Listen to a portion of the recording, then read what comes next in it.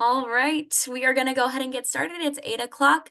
Good evening, everybody, and thanks for joining the Future Peds Res Western Region Medium Programs webinar for the 2025 match cycle. If you are with us for the first time, we're so excited to have you. And if you are joining us again, we are happy that you're here. So we will get us started off tonight. We're going to do some quick introductions first. My name is Caroline Maltese. I'm a fourth-year student at Penn State College of Medicine, and I'm one of the co-directors for the Future Peds Res organization this year. And I work very closely with our other co-director, who unfortunately is not able to make it tonight, Stephanie. She is a fourth-year student at Western University of Health Science.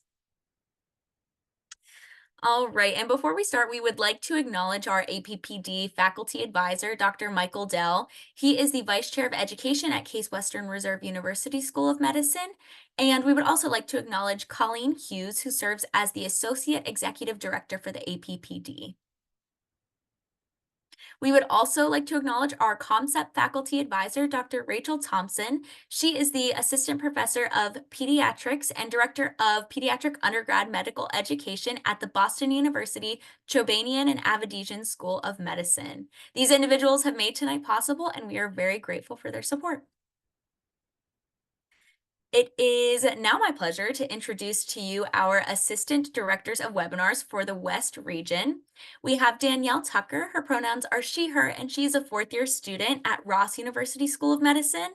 And we also have Ria Peralta, and her pronouns are she, her. She's a fourth-year student at Nova Southeastern University. And we also would not be here today without Sheena. She is our Associate Director of Webinars. She is working fearlessly behind the scenes to make all of these webinars happen, so we are so grateful for her and her support. All right, I will pass it off. Welcome to everyone joining us tonight. We're so excited to have everyone at the West Region Medium Programs webinar, and are grateful to all the program directors and program coordinators who have taken time out to be with us tonight. Our series goals for the regional webinars are providing pediatric residency applicants with foundational knowledge surrounding the virtual interview season, well-rounded insight into the benefits of programs by region, and devoted time for live Q&A. Before we move on, we will have the APPD representative of the West Region states, Dr. Larrabee, who will give us a quick overview of some of the states including the West Region area from the APPD leadership in that region. Dr. Larrabee, would you mind starting this off? That sounds great. Let me share my screen.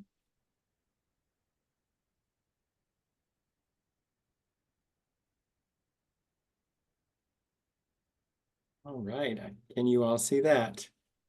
Awesome. A lovely map of the United States and the Western region, of course, in bright pink, representative of the enthusiasm that you'll have when you come to this region. So tonight we are representing the medium-sized programs, and I actually consider it quite an honor to be able to introduce you to the region. You can see my fellow representatives of the Western Region APPD board, and they do represent really many states within the region, Western region. A little bit about myself. Let me see if I can, there we go. Yeah, so I'm an associate program director at the University of New Mexico. I'm relatively new to the West. I actually was the program director at the University of Vermont before moving out here 5 years ago. And I am putting down deep roots. I really love it here, and you're going to learn a lot about the Western region today and have the opportunity to speak with some of the program directors. I'm the division chief of general pediatrics at the University of New Mexico, and we have a really busy service here in Albuquerque.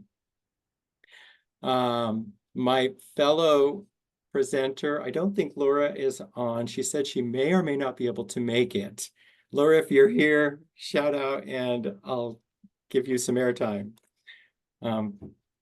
But she is our past chair for the Western Region APPD, and she's from UC Davis. So here are some of the programs considered to be medium size of the Western region, including Kaiser Northern California, LA County, Harbor UCLA, USC, Valley Children's, UC Davis, Oregon Health Science University, University of Arizona in Tucson, and then my institution, University of New Mexico. When you think about the qualities of the Western region, and probably a lot of the reason why many of you have an interest in applying to the Western region, one is just the magnificent landscapes. And you're never going to find a more varied region, from the southwestern deserts to the Rocky Mountains, the Pacific West Coast, Hawaii, Alaska, etc. I mean, it's just amazing. And it's not to be talked down. It's really one of the selling points, I think, of the Western region, is the ability to engage and explore in such diverse landscapes. Additionally, what goes along with that is going to be your diverse populations of children and families, many languages, cultures, histories, and resources. Not only do you have large cities, but there's a vast amount of area and land that is, very sparsely inhabited. And, this represents rural communities that need healthcare. And I think all of our programs tap into those opportunities in a real intentional way, so that you can really have, the experience of working within a city and all of the resources and opportunities therein, but also sort of bookend that with experiences in rural landscapes and rural towns. And that's kind of really cool. So some of the qualities, and I think we share these with other regions, but I think it's important to name some of the opportunities, just so that you have an awareness of what is available to you. So broad training, most of the programs are going to have, broad training in general pediatrics, critical care, subspecialties, community settings, including urban and rural experiences that I just referenced. A lot of scaffolding of resident skills in scholarship, evidence-based medicine, quality improvement, and research. I'm delighted to be part of the Western Region APPD. We offer regional grants for residents and fellows. And we just went through another scoring cycle, and it's really exciting to see all of the research that's going on in this region, a lot of academic productivity for sure. There's a big focus on community health because of the many small towns and rural areas that we serve. Opportunities to engage in advocacy around issues affecting the various pediatric populations, whether it's, a trip to Santa Fe or any of the other capitals. Our residents in this region are able to really have a voice in these advocacy opportunities. Diverse populations and patients, and I think this is where I'll pause for a moment to just point out the incredible variety and opportunity that we have here. So not only do we have the border health, but many cities are refugee resettlement sites. Additionally, we have Native American populations. It's just a real rich variety of populations and cultures. And I think to train in that setting, it really is eye-opening and really gives you a great opportunity to experience a lot more than you would otherwise be able to see. We talked about the wide catchment areas. Our institution, for example, we are the only program in New Mexico, and New Mexico is the 5th largest state in the United States. So one program in one children's hospital to serve that large catchment area. We value diversity. All the programs will talk tonight a little bit about their DEI programs and how they engender an awareness around diversity and embrace those tenets.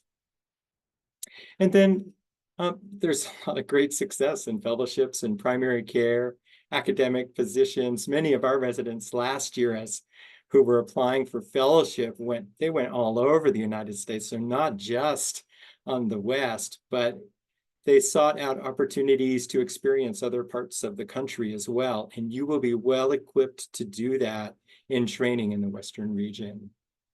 And then lastly, all programs are now putting this, high on their list, which is the focus on well-being and health of trainees. And I hope that you'll ask your program directors and program representatives tonight what they do to help support residents in really what are uncertain times and unprecedented times. And I hope that our trainees are well supported throughout this region. That's about all I have, and I think I'm going to turn it back over to the program organizers.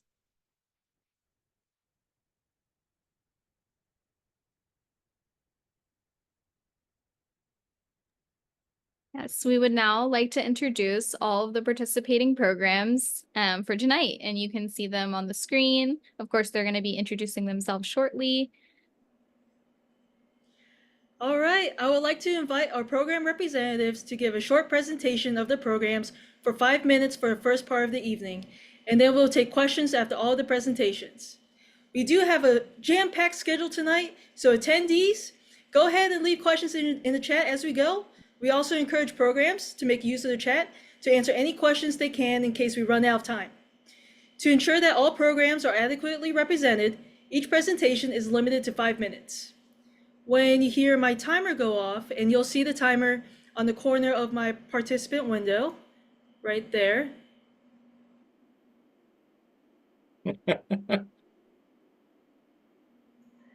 Please begin to wrap up your thoughts, as that will signify that you have 30 seconds remaining. Our first program of the evening is University of California, San Diego Rady Children's Hospital, San Diego. I would like to invite your representative to unmute and tell us about your program. Hi, everybody. Can you hear us okay? Awesome. My name is Abby Moskowitz, and I'm here with Claudia Ramsey. We're the chiefs of the UCSD Rady Children's program. We're so excited to be here with you guys tonight. We also have one of our APDs, Dr. Laub, who will speak briefly as well, specifically about some of our DEI-related activities. A few highlights of our program. Like most large children's hospitals, Rady Children's is a nonprofit. We have a very large hospital. We're actually the largest in California. We have about 500 pediatric beds at our facility, and we're actually expanding. They're in the process of building a brand new hospital, which is really exciting. We're the only hospital in the San Diego area that's dedicated exclusively to pediatrics, meaning we're the only freestanding children's hospital, really from the US-Mexico border all the way up to Orange County. So we have a very large catchment area. We see kids from all over Southern California, Mexico, and really all over the world that come across the border, which is really unique, just based on where we're located. We have a lot of different subspecialists and fellowships, and many of our residents actually stay on to become fellows here, which also contributes to our community here, which I think is really special. As I mentioned, we're located really close to the border with Mexico, and more often than not, on the wards or in the clinic, you're speaking many languages other than English to communicate with your families. Let's see. In terms of our mentorship opportunities that are available at our program, we do all sorts of different ways to kind of connect our residents with each other and with leadership and other faculty at the program. We do have a physician scientist track that allows residents to also explore their basic science research as well. In terms of our curriculum and some of our DEI, I was going to have Dr. Laub speak a little bit about that with the time remaining. Hello, everyone. My name is Dr. Lau. My first name is Natalie. I am the Associate Program Director, and one of my areas of focus as the Associate Program Director here at UCSD and Radius is on DEI, as well as advocacy, health equity, and addressing social determinants of health and health disparities within our training program. We have a really strong emphasis within our pediatric program to try to carry in concepts related to advocacy and health equity, especially related to our diverse population that we see here in Southern California. Within the residency program in and of itself, there are a lot of opportunities to become involved with the community at large. We have multiple DEI initiatives and health equity initiatives, many of which are resident driven. We have a resident DEI collab where residents come together and they say, what can we do? How can we work together within our residency and within the community to really promote health equity and understand kind of the nuanced needs of the community that we serve? Some of the fun things we do are we have a DEI curriculum where we have noon conferences, we bring in outside speakers from the community to teach us and that we can learn from, really related to some of the complex problems that our pediatric patients and our families experience. We have health equity grand rounds. We actually have DEI journal clubs that, again, are residency driven, and they occur at faculty houses where we pick journal articles that really focus on health disparities facing our pediatric populations and how we can address those health disparities. So really our goal in our residency program is kind of to use our infrastructure and our enthusiasm and the community that we are embedded in to help both teach residents, right, how to incorporate this into their practice, incorporate these components of DEI, health equity, and advocacy, including policy change, right? How do you work with legislation? How do you work with the government? How do you actually instill change? And then bring in our community stakeholders to also teach us how we can better serve the community. I do not know how much time I have left, if any 15 time. seconds. 15 seconds. Okay, what can I accomplish in 15 seconds? Not very much, but we would love to see all of your faces. We have a wonderful program. I love San Diego. Our residents love it here. Please feel free to reach out with us, and my time's up. Thank you so much to UC San Diego for talking about your program. Next up, we have Valley Children's program, and we would love to hear about your wonderful program. Hi, everyone. My name is Kenya Tappan. I'm one of the APDs for the Valley Children's Pediatric Residency Program. So happy to be here and speak with you all today. We're located in Madera, California, and where that is right above Fresno. So people say essentially Fresno because it is. One nice thing about our hospital is a 330-bed freestanding children's hospital in the Central Valley. And with that, there's not a lot of children's hospitals around us. The nearest one up north is Benioff, UCSF, and then down it's CHLA. So we kind of like span from Bakersfield all the way up to the Merced area. With that, we serve 1.3 million children annually, and we serve over 13 counties. So what that means for you as a resident, if you train here, is that you get to see patients in all stages of illness. Sometimes you can catch them early in the beginning, sometimes because of where they live and the access to care that they have, they're later stages of illness. And sometimes you even see you're there when you diagnose the major diagnosis in the beginning and can get them plugged into the care that they need. As we talked about earlier, there's such a high need in the Central Valley and different parts of California that have these rural areas surrounding us. And you really get a chance to make a difference as a pediatrician. You get your chances for advocacy in the community that needs it so desperately. And your patients are really appreciative, and there's other people in the community working with you to kind of accomplish these goals. Me personally, I really have an interest in ACEs and building resiliency in our youth. And I actually had the pleasure of going through the residency program, being a chief resident, and now I'm back on as like APD. So I feel like I've seen the program from different angles and kind of seen how it's grown over time. We also have a high subspecialty to patient ratio, but we have a lot of specialists. Like we talked about the drought or the need for access to care in the Central Valley. We have a lot of the pediatric specialists, including pulmonology, neurology, hemonc. We have PICUs with ECMO teams. So these are really nice resources that we can offer our patients to really help them get back to care and continue to support them in their healing journey. And then there's also a lot of opportunity for research in QI. I didn't love research, but some people love research. But so if you do that, if that's your jam, you can definitely do it. But for me, what I enjoyed is that you actually get a chance to do community research. So I was able to apply for a catch grant, and there's a lot of residents that apply for catch grants. So you can make change in the area that's important to you. Let's see. Also, resident-led wellness activities. Wellness to each person is very different. Something that could work for me may not work for someone else. And we really respect that at Valley Children's. And one of the nice things that we have for resident wellness is a $500 annual wellness stipend that's given each year. And you can use that stipend to buy the things that make you well, whether that be belly dancing classes or hiking material, whatever floats your boat, essentially. You can use the money towards that. Another resident wellness thing that I love are the annual retreats that happen for each of the class. That's just a time to get together, reset, see where you've been, see where you're going, and kind of bond with your classmates. So that's awesome too. Diversity initiatives. We have the resident diversity council, and that is resident run. So things that have come out of this council in the past have been a Dia de los Muertos altar setup, which started like 3 years ago, and it was brought to the attention of the committee by one of the residents, and it actually ended up being hospital-wide. And there was a huge outpour from the community, from the patients and the families that were in the hospital, from the staff that has worked there, to come and contribute to this altar. And it was beautiful to see everyone like coming together to get these things done.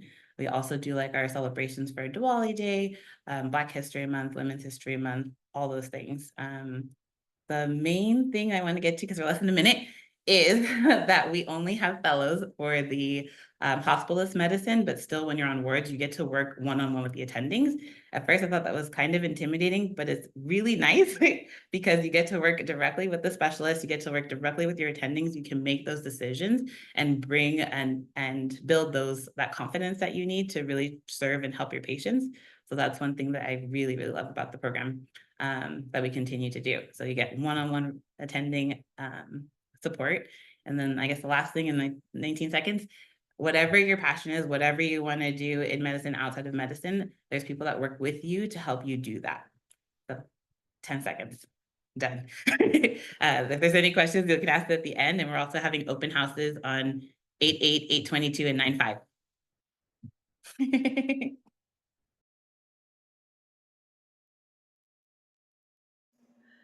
Awesome, right on the dot. Thank you, Dr. Tappan, for telling us about your wonderful program. Our next program is University of California, Davis. Hi, I I'm would invite your representative to unmute and tell us about your program. Perfect. I'm Su-Ting Lee. I'm the Pediatric Residency Program Director for UC Davis. Excited to see all of you here to teach us talk a little bit about our program. So we're excited to serve a really diverse catchment area. We are the furthest north pediatric residency program in California. And so we serve a huge catchment area that includes urban underserved, suburban, and a huge rural underserved area, which stretches all the way to the Oregon border and all the way to Nevada. So it's really kind of nice that we get everybody. We're a level 1 trauma center, so all trauma comes to the area. So you're potentially interested in PICU or PZD, wonderful place to train. We're a level 4 NICU as well. And we're a level 1 children's surgery center that includes fetal care and treatment and fetal surgery. In fact, we were the world's first stem cell treatment for spina bifida during fetal surgery. And our residents are amazing advocates. That's one of our strengths, I think, of our program, that we really believe in creating that pediatricians are advocates, and how do we train them to be that? So our residents do a 1-month community health advocacy rotation as part of their curriculum during their first year. And we also have a Change Lives curriculum, which is child health, advocacy, anti-racism, neighborhood partnerships, social justice, and health equity, which is a longitudinal curriculum across all 3 years, which is exciting. Our residents are part of do a SEED, supporting educational excellence and diversity training during orientation. They present a lot of integrate diversity into their and health equity into their grand rounds presentations, as well as their journal clubs and their scholarship as well. All of our residents really learn about advocacy in multiple ways. So we are in the capital of Sacramento, which is capital of California, which is Sacramento, which is super exciting for legislative advocacy. So we do a lot of legislative advocacy training. We also do media advocacy training for our residents. They all participate in writing an op-ed, and many of those have been published, which is really exciting. And they've also, turned into do scholarship. All of our residents do a scholarly project, and that can be in whatever area they're interested in. That could be in community health advocacy, research, medical education, quality improvement, global health. So any of those areas that they're potentially interested in. And, we're really excited to be able to have such a close-knit community and be able to mentor our residents, both with faculty mentorship as well as peer mentorship across multiple areas. I really believe that you can never have too many mentors. And so I really encourage all of you, no matter where you go, to seek out as many mentors as you can. So I think that's one of the strengths of our program as well. We are a X+Y scheduling curriculum. So we're a 3+1, so 3 X weeks and then 1 Y week. And we also have a primary care immersion week as part of the introduction to general pediatrics. And we really embrace the innovation of our residents. They do things like start a medical education podcast. We have a new medical education podcast elective that was made from actually a grant from Western APPD that our residents are part of, and we're in the middle of our revise and resubmit to get that article published. So hopefully that will be published and that is out there. And then our residents graduated and then turned it into an elective for other residents. So that's pretty exciting to learn how to do that. We have simulation curricula throughout, which is really exciting as well. We really believe in resident wellness and how can we encourage and support that for our residents. We have annual retreats and annual half-day well-being retreats for each of our years.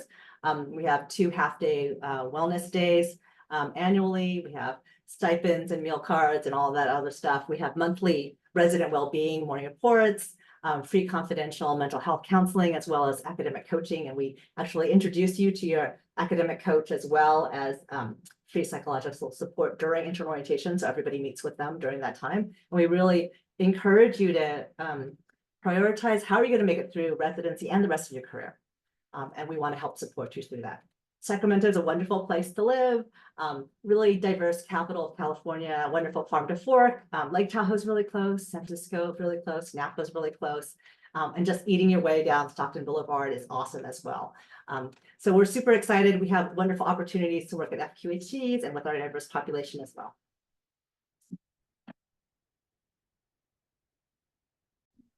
Thank you so much, Dr. Lee, for telling us about your wonderful program. We're going to have our next program, the University of New Mexico Pediatric Residency, start. If your representative can unmute and get going. Thanks.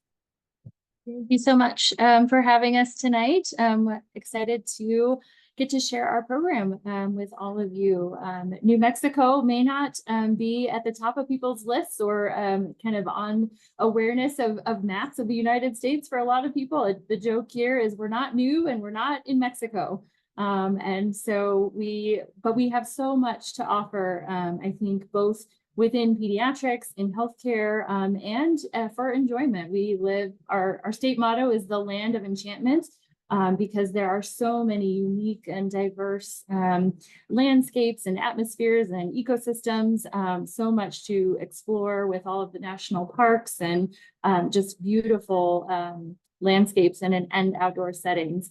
But in terms of our program at the hospital, we are the only children's hospital in the state of New Mexico. And so that means that our catchment area is quite broad and diverse. We serve a lot of unique populations.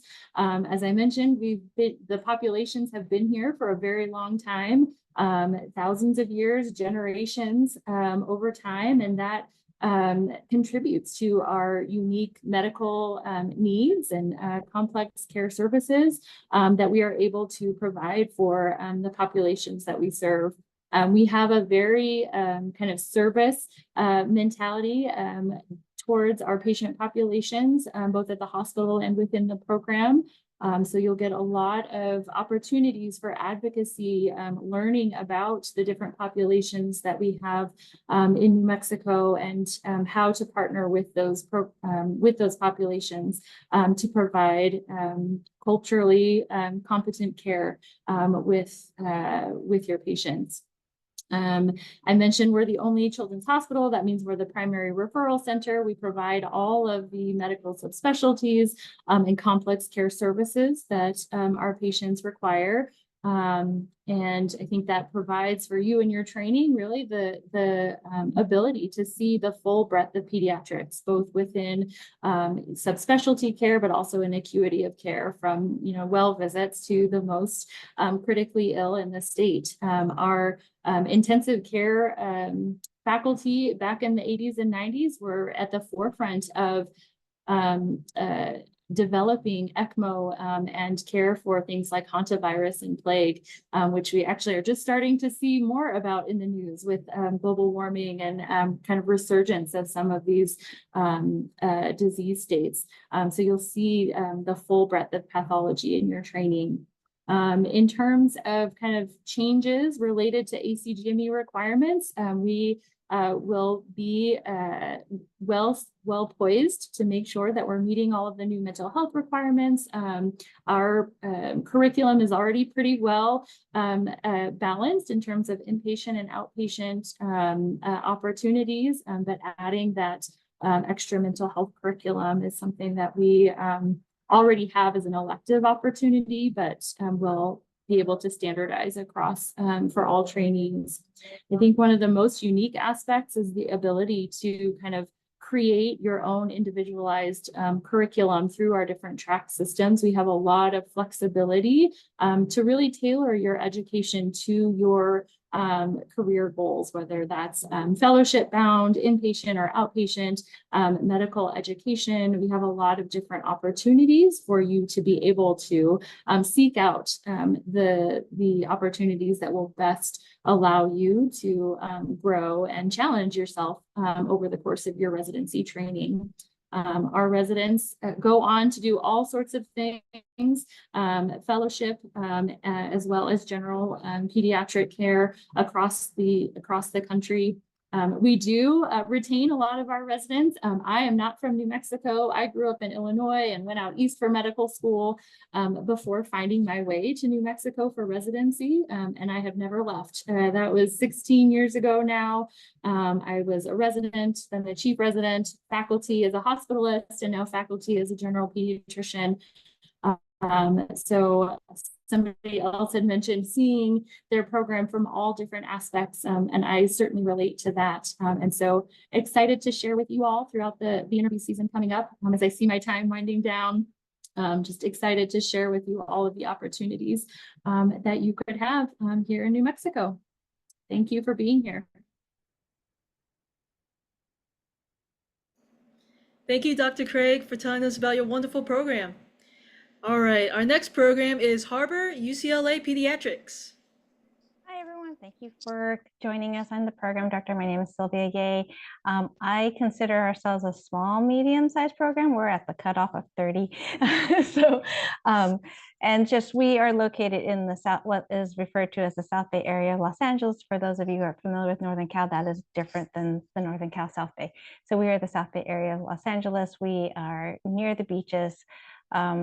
And we are a county hospital. We serve the underserved population of Southern California. And so oftentimes our patients are coming from South Los Angeles, Compton, Long Beach, as well as some of the other areas in our area. We are a level 1 trauma center, and we are a pediatric trauma center. We are an EDAP. We are also affiliated site of David Geffen School of Medicine. So related to the question about teaching medical students, you will, as a resident, that's one of the joys and privileges of being here, is that you will have medical students rotating on our inpatient ward services, as well as our nursery, as well as in our outpatient clinic. And that's part of the joy, I think, of being just be able to, there's no better way to ensure that you know something than when you're having to teach that to somebody else. We also have a large research institute on our campus, and so residents have the opportunity to work with faculty on different research projects. Some are basic sciences. Oftentimes they're more large data set or epidemiologic research or QI research projects. That is something that is available for people. We have 5 fellowship programs, as you can see, and most of our rotations are based at our home institution. And I think one of the things that makes our training quite unique is the fact that our patient population is so diverse, but also so very underserved. And so advocacy, we have an advocacy rotation during the first year of training, but advocacy is something that happens day in, day out as we care for our patients. In terms of our curriculum, we have a block scheduling, and we have protected block didactics, otherwise known by some people as academic half days. And in terms of resident wellness, our residents are represented by a union. That's the Council of Interns and Residents, and so they have negotiated quite a bit of funds. And so one of the things I mentioned is we do have a paid caregiver leave that is for 6 weeks. That's not including your vacation. We also have residents get about $1,000 for to use for different learning. So they can use that for software, they can use that for hardware, they can use that for any courses that they want. That's in addition to book funds and course funds that we as a program provide. We also provide a housing stipend, which is about $10,000. And then the other thing is we have on site a GME psychologist that works with each of the residents and meets with the interns and the second years and the third years as needed. In terms of our diversity initiatives, we have a DEI committee that is both resident and faculty led. One of the things that we do is we have a book club that's usually led by a resident member, and they choose books or podcasts or documentaries or short films that just highlight different types of populations and personal identities and identifications, and just reading people's experiences and having a time to reflect on that. So that's something that is done, as well as working with our department chair in terms of identifying invited speakers to talk about various different things related that are important for being anti-racist, as well as to broaden our understanding so that we could be more empathetic as providers to our diverse patient population.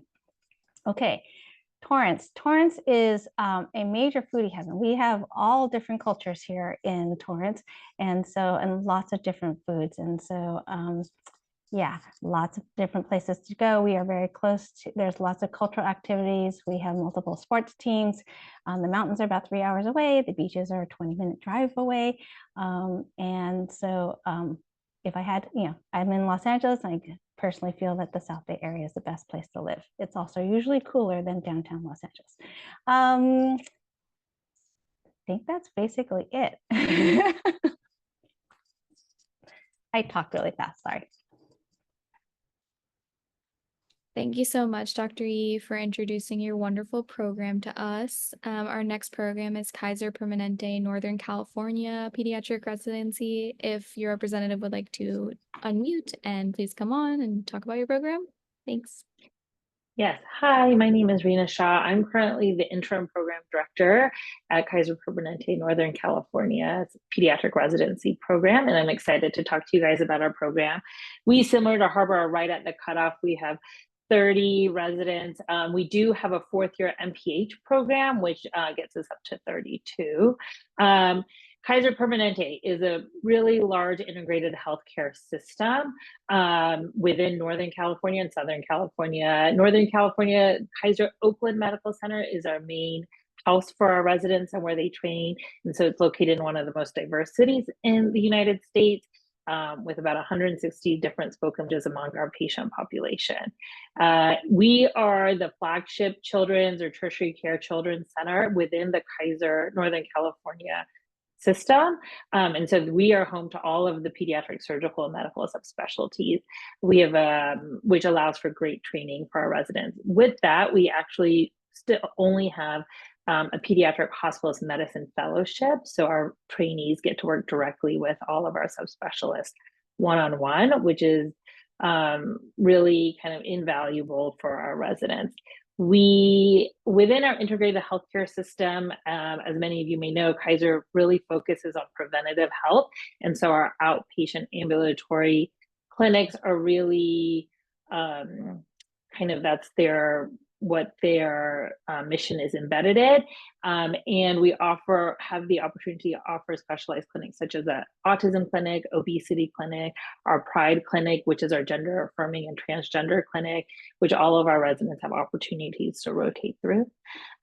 With still being a community type hospital, we have a very strong academic focus. We have an excellent fellowship match rate. About 50% of our residents do go into fellowship and match successfully, and a lot of them come back and work for us, which is great. We also have a dedicated resident research coordinator to help our residents with their scholarly work and completing and disseminating it. All residents are kind of required to do a QI project and present grand rounds on it, but they are able to do their scholarly work in quality improvement, in medical education, in epidemiology. Kaiser Permanente has one of the largest databases available, so really allows for a lot of epi research, which our residents get to participate in with faculty mentorship. We do have a dedicated mentoring and advising program, with it still being no fellows. Our residents really work one-on-one with attendings, and a lot of our faculty are excellent mentors, and we get to know our residents really well because we all work with residents every day as faculty. And then I wanted to talk about our MPH program. So we do have an MPH track where 2 residents a year can match into an MPH track where they get to do a 4th year, get an MPH at Berkeley. The MPH program is paid for while the residents are also receiving their PGY4 salary, and they have opportunities to moonlight during that PGY4 year. Within our curriculum, we have a 3+1 and an academic half day and simulation procedural curriculum, not unlike a lot of the other programs that have already presented. I think things that are unique to our program within curriculum is we have a longitudinal community and advocacy experience, which we call our REACH program, where our residents really get to be embedded into the community every couple of months throughout the 3 years and really get to know the community and get to work on longitudinal projects. They also go to Advocacy Day and have a pretty strong advocacy lead within our program leadership.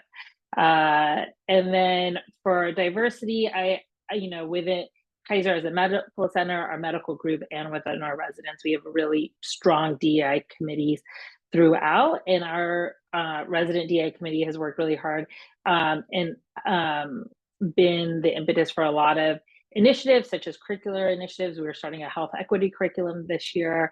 Our residents get equity, inclusion, diversity, and anti-racism training every year. They're involved in pipeline programs, and within our recruitment and retention, both from a faculty standpoint, but from a resident standpoint. I myself, as one of the recruitment leads and one of our DEI recruitment leads, really value holistic review and think about diversity in our recruitment process of our residents. Wellness, we've had a very long-standing wellness program with a wellness lead in our program leadership. They get a lot of different stipends for a lot of different things, which I'll let you see on our residency program. And that's it. Website, sorry. Thank you. Thank you, Dr. Shah, for telling us about your wonderful program. Up next, we have Krikorian School of Medicine at UNLV Pediatrics Residency Program. Hello, can everybody hear me okay? All right, nice to meet everybody. My name is Dr. Dotson Mangan. I am a general pediatrician and one of the associate program directors here at the Kirk School of Medicine. I was a resident back in the day, then chief, and APD seems like the pattern we have here tonight as well. So I'd just like to tell you about our program. We do have a 2 hospital system. One is the academic community hospital called UMC. This has a level 2 trauma. The emergency department sees 30,000 children per year. It also is a level 1 trauma and burn center for the state. And it's the academic hospital for our medical school. Our second hospital is Sunrise Hospital, also a level 3 NICU, has PICU, PAM, all the usuals. The ER there sees about 60,000 or 50,000 per year. It has a scan team there, and the NICU team also has ECMO as well, the only one for our state. We do consider J1 visas. We are IMG friendly, DO friendly, Caribbean, everybody. We are definitely into holistic reviews. It is mostly urban, but we have a very large rural catchnet. We cover some parts of California, southern Utah, northern Arizona, and then we also have our share of tourists that we actually start to see an interesting levels of disease, illness progression, or new onset that is pretty unique to Las Vegas, of course. We do have a high fellowship match rate. About 50% of our graduates go into fellowship, while the other half go into primary care. Our top specialties end up being an NICU and pediatric emergency medicine. Last year, we matched folks into Loma Linda, Case Western, University of Kentucky, but they are pretty much all over the country. And we do tend to retain some of our residents as well. About 18 in the past 6 years have come back either as a general pediatrician or come back after their fellowships, even though they're not from Las Vegas. So something magic about being here in Vegas that stays here as well. So you guys know the saying. Anyway, I forgot to introduce. I also have Nicole Angels. He's one of our chiefs. Our other chief, Stephen Rodriguez, welcomed a baby girl last night. And then we also have another resident, Donnelly. She's 3rd year representing us as well. So going on to our curriculum, we do have a traditional 12 block schedule, 1 month each. We include individual curriculum as well. It's about 50% patient inpatient and outpatient. We do have a simulation center, which opened up 2 years ago over at the building virtually behind me. This is the Kirk Medical School, opened in 2022, but has been around since 2017. We do have unique training blocks, including the senior educators, so you can work on your teaching skills for residents and for the rest of the residents, those interested in academics and fellowships. We have a community and advocacy rotation, which incorporates community health, advocacy for families, parents, patient advocacy, as well as legislative advocacy is taught there. We have QI and research electives with a dedicated research biostatistician from the medical school. Then the personal development, which is create your own rotation, but a lot of residents have used that for their new parent rotation as well. We do the half-day model, as most people do as well, and we repeat a curriculum every 15 months, so you at least get to do go through those topics twice during your residency. As far as our diversity initiatives, we do have a social justice book club as well. Our recent book is How to Be an Anti-Racist. Recently, we also read Building Confianza and The Immortal Life of Henrietta Lacks. I had some really great discussions about that. We do have a DEI department. The associate dean is one of our faculty in the behavior and development department, and this includes training for our residents and faculty, and then diversity DEI recruitment seminars on how to be holistic in our review of our applicants. But we also incorporate that in our faculty recruitment as well. All right, we are very involved with the LMSA, APAMSA, NMA of our medical students. We are part of their conferences that they've hosted as well. And then with our clinics, besides our hospitals, we have the Autism Center, our homeless shelter clinic, a free clinic shelter clinic, excuse me, and then 2 school-based health clinics. These serve LGBT communities, immigrant communities, refugee communities. We provide trans care at some of those, and then also that homeless teen population. As far as resident wellness, we have all the curriculums. We have resident families, meal stipends, lounges, book money, gym access, mental health access. We work with the university at large, so we have mental health resources as well, all the gyms. And Las Vegas, not much to say about that. Everybody knows about Las Vegas. But being a local now, I've been here for over 10 years. You really learn that there's more than just the Strip. Of course, everybody thinks about that. There's a lot of great outdoors. We have one of the best airports that can get you in and out wherever you need to go. We have lots of random locations we fly to directly, over 300 days of sunshine. And we are the 3rd most diverse state in the country. So you get a lot of great experiences. Thank you for the time, and we'll hear more from you from the Q&A. Thank you so much for telling us all about your wonderful program. Our next program is the University of Arizona College of Medicine Tucson Pediatrics Residency. If your representative can unmute, please. Hey, here I am. Hi, I'm Rachel Crampton. I'm the pediatric program director here at University of Arizona College of Medicine in Tucson. We are nestled down here in southern Arizona. We are about an hour from the Mexico border. What that means for you as a trainee here, we are the only level 1 trauma center in the area, as well as having a level 4 NICU and being a pediatric ECMO center of excellence. Our catchment area is really quite large, extending sort of into the borders of all of the states that border Arizona and extending fairly deep into northern Mexico. We have patients who come up for routine care, as well as the opportunity to take care of kids who come up for urgent and emergent care. We also are an international rescue committee home site. So we have a lot of refugees who come from all other parts of the world as well.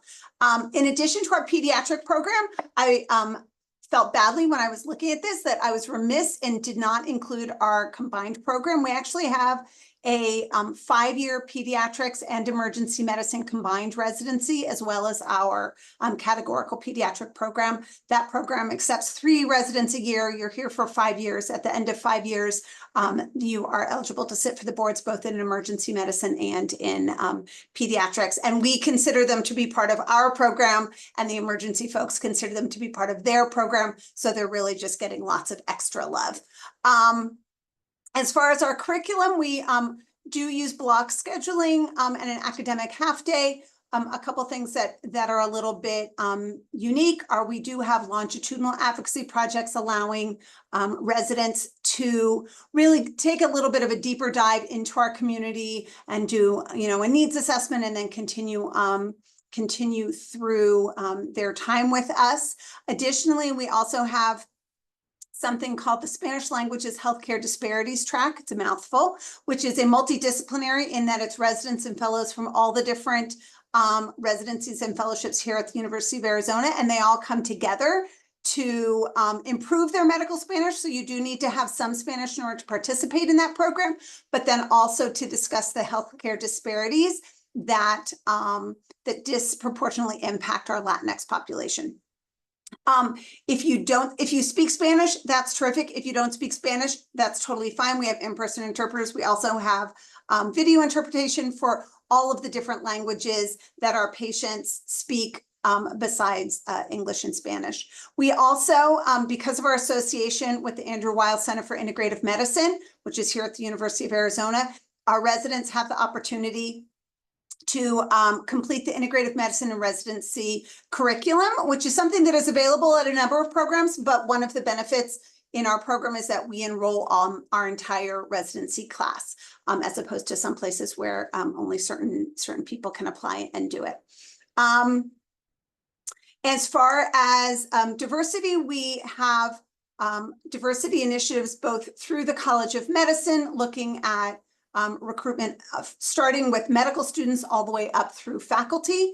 We also have diversity activities through our residency, through our department that includes both faculty and residents, and the opportunity for residents to be involved in the leadership of that committee. As far as resident wellness, we have things like free parking and meal stipends. We also have an annual 3-day retreat by class. So each class each year gets essentially a long weekend to spend both in team building as well as some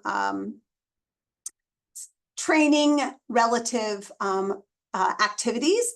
We also have a lot of support from our parent funding institution, which is Banner Health, in that they provide opportunities for residents and faculty to plan social engagement activities of their own choosing to and then get reimbursed for that. So that's lovely. We are here in Tucson. We are small and mighty. We have all of the things big cities have without the things that big cities have, like parking problems and traffic. And the cost of living here is extremely reasonable, and it's really a gorgeous place to live. There are lots of outdoor activities very close, so you don't have to spend your golden weekend getting to the hot spots where you want to be for your recreation. So I'm delighted to chat with you folks at the Q&A.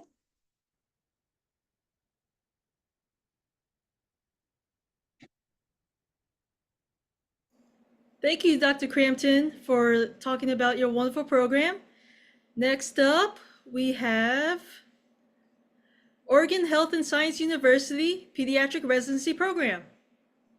Hello, everyone. I'm Megan Ehler. I'm the Pediatric Residency Program Director at OHSU, and so glad to see so many applicants going into pediatrics and so many friends from our region. You have picked not only the best specialty, but the best region. I know that we are tight on time, and as much as I want to hear that cool jig at the end, I will try to be brief. I think you'll hear some really similar themes about our program.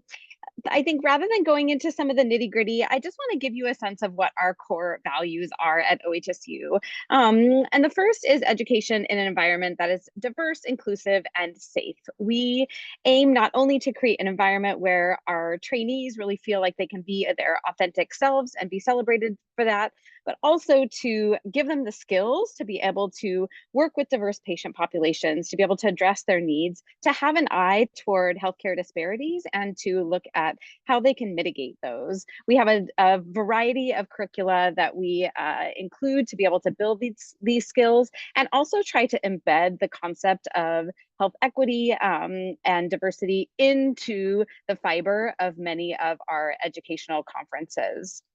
The second value is leadership and graduated autonomy. We have what I typically say is a medium-sized program, although at 56 residents, maybe we're big medium, but we have a sense of really knowing one another, and we want for residents on day one of training to be in a position where they're really owning their patient and being able to say, this is what I think is going on with my patient. This is what I want to do about it, and for that to be well supported, but for them to have that strong graduated autonomy. So critical to that is our sense of residency community, the sense of collegiality, approachability, and physician well-being. We really see our residency program as a second home for our trainees. When somebody asked a question about culture, family is what came to mind. This is a place that we're really intentional about building community, about being the professional family and support network for each other and for our trainees. We have a robust amount of wellness efforts, everything from a fantastic resident and faculty wellness program to an annual resident retreat, whereby the entire residency program is able to leave the hospital for 48 hours with the leadership team, go to the beautiful Oregon coast, and work on building community, engage in personal and professional development, and program improvement. It is a real treat. Advocacy has been a strong theme here. We also really value advocacy in our program. There's a longitudinal thread that residents have that's sort of legislative focus and policy focus. Residents have an experience in their intern year and in their second year that are part of our standard rotation schedule. And we're really fortunate that our advocacy curriculum was built by the incredible Dr. Ben Hoffman, who is currently taking a break from leading us, although he's still very engaged because he is the president of the American Academy of Pediatrics. He still stays heavily involved and has been such a wonderful mentor and has a home originally as a program director. So education and mentorship is near and dear to his heart, along with a huge cadre of our faculty. And then lastly, a sense of lifelong learning and discovery. We want for our residents to have a growth mindset and have a sense of lifelong learning, and then also contribute to the scientific advancement of our field. All of our residents engage in a scholarly project.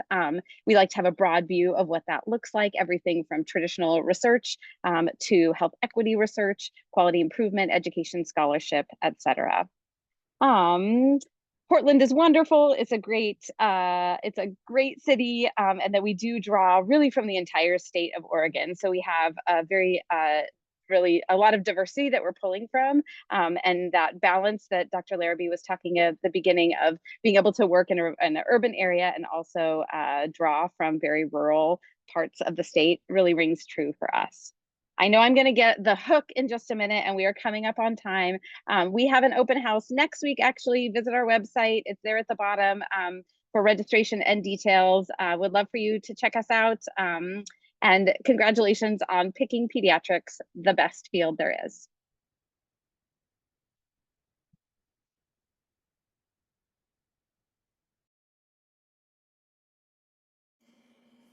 All right, thank you, Dr. Ayler. That concludes the program overview of this evening. So it has reached the top of the hour, and just like the saying goes, all good things must come to an end. So hopefully everyone got the chance to learn a bit more about what our Western Region Medium programs have to offer. Thank you so much for having such an engaging conversation in the chat. I saw it, it was blowing up the entire time. It was awesome, we love it. Thank you for the attendees for your questions. Thank you, program directors, associate program directors, chief residents, program coordinators, everyone and all the above. Thank you for answering and asking all these questions and making tonight a wonderful experience. Again, we want to repeat how grateful we are for all the program directors, coordinators, and other representatives who took the time to join us tonight. As a reminder, there is a one-time registration for all of our webinars on this slide. Feel free to scan the QR code on the screen or register by clicking the Zoom link in your chat. Once again, if you didn't already get the chance, let us know what you thought about tonight's event by completing our survey. Feel free to scan that QR code on the screen or click the link in the chat. Thank you again to all the residents for taking time out of your hectic schedules, and program directors, coordinators, everyone, all the above, for tonight and supporting the applicants. We appreciate you more than you know. We hope everyone has a great rest of your night. Hope to see you all at future events. Thanks so much, everybody. Thank you, Thanks so much, everybody. Future Peds Res team. That was awesome. Thank you. Thanks, Dr. Ayler.